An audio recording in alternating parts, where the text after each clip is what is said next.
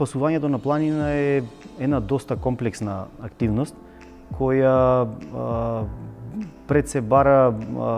познавање или владење на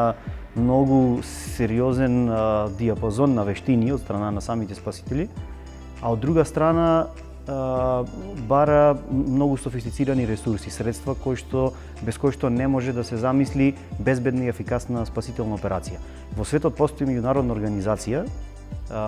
ICAR, International Commission for Alpine Rescue,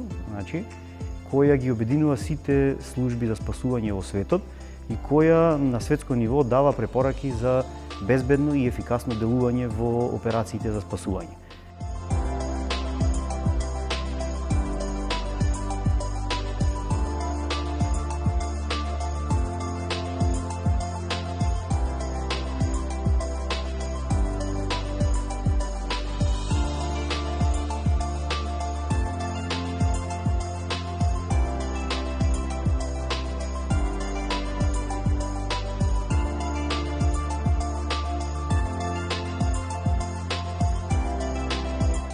Во овие 20 години успеавме овој наш сон, наша замисла да ја реализираме,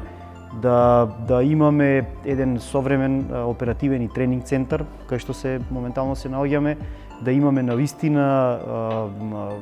софистицирани возила кои ни помагаат да стигнеме најдалеку или најблиску до местото на несреќа, да имаме навистина опрема која ни гарантира безбедно делување и да имаме, што е најважно, опрема која ни гарантира ефикасност и сигурност во укажувањето на прва помош и транспортот на повредени лица на планина. Тоа е од суштинско значење. Токму и препораките на ICAR се најмногу насочени во овој дел, безбедноста на тимовите и ефикасноста на самите операции, односно начинот на згрижување на повредените.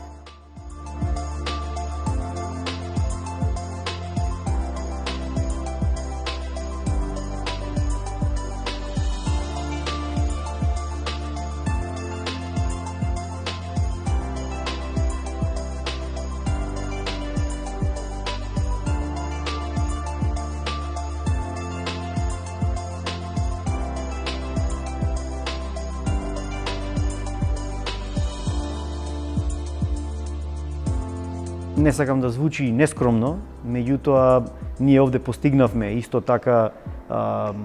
организацијски, технички да бидеме на некое солидно ниво, да можеме да се носиме и со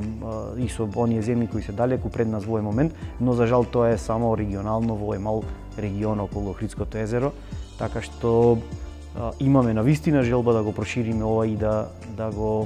да им овозможиме на сите граѓани и посетители на нашата држава да имаат можност на брза и ефикасна услуга во случај на незгода на тешко пристапен терен.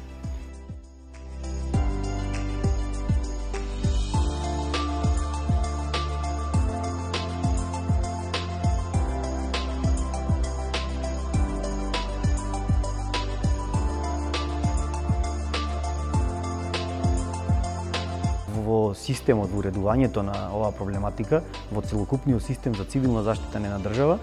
од клучно значење е вклучувањето на волонтери. Меѓутоа, не треба да очекуваме дека само луѓето треба да бидат свесни да се вклучат во волонтерските активности, туку мора и системот да им овозможи услови. Токму тоа го правиме ние овде и сакаме да бидеме пример како ќе ги мотивираме волонтерите да бидат дел од ова. Точно е дека една од клучните рецепти за успех во спасувањето и за квалитет е вештините со кои што располагаат,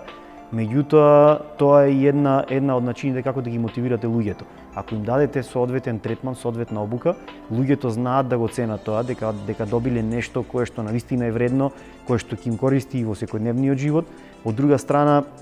ако им овозможите да можат да уживаат во она кое што им е пасија, да уживаат во некој од нив се планинари, некои се алпинисти, некои скијачи, и тие сакаат да уживаат во ова. Ако им овозможите доволно време во тренинг, обука, да го прават ова, ако им овозможите софистицирана опрема, луѓето секогаш се подготвени, тогаш кога ќе треба да дадат од себе нешто за да се помогне на другите, да го направат тоа.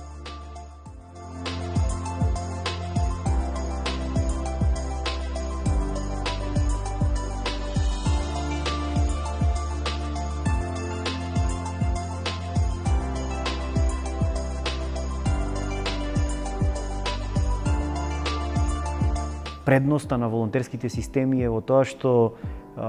ние за волонтери имаме високо профилирани кадри. Значи овде во нашава служба најголем дел од луѓето се архитекти, лекари, инженери, луѓе кои што дури приватни стопанственици, значи луѓе кои не зависат, не доаѓаат овде заради некоја материјална добивка. Едноставно доаѓаат овде затоа што се наоѓаат на иста фреквенција со колегите кои се овде, уживаат во она што го работат, сакаат да бидат на планина, сакаат да се едуцираат, да се надградуваат себе си и најмногу од се сакаат да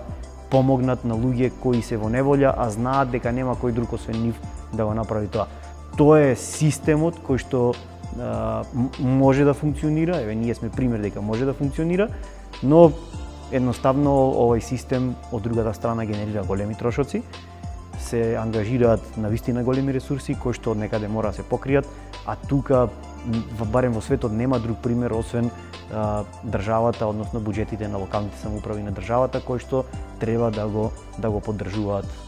овој начин на делување.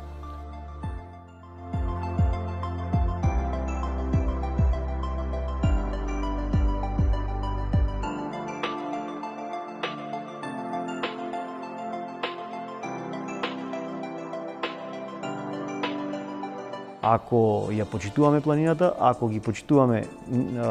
правилата на планината, тогаш секогаш ќе бидеме безбедни. Ако научиме да ги читаме знаците кои постојано ни ги кажува планината, ние нема да дојдеме во ситуација да ни се случи било каква незгода. Тоа исто како во сообраќајот. Ако ги почитувате сообраќајните правила, ги почитувате знаците кои постојано ве следат по патот, вие нема да имате да западнете во некаква неволја. Иако ретко може да се случи и почитувајќи ги сите правила, значи може да се случат незгоди, никој не е имун на тоа, ниту наедуцираните, ниту наистренираните луѓе, ниту оние кои што најмногу сати од својот живот посветиле на планината, не се имуни, меѓутоа сепак сакам да ги убедам сите дека тие се оние кои најмногу уживаат. Луѓето кои соодветно се едуцираат, кои соодветно се опремуваат, кои навистина пристапуваат со љубов, не со агресија и со, како да се изразам, со брзо конзумирање на планината, тие луѓе најмногу уживаат на планината. А целта е, верувам дека на сите им е целта да одат кога таму да уживаат.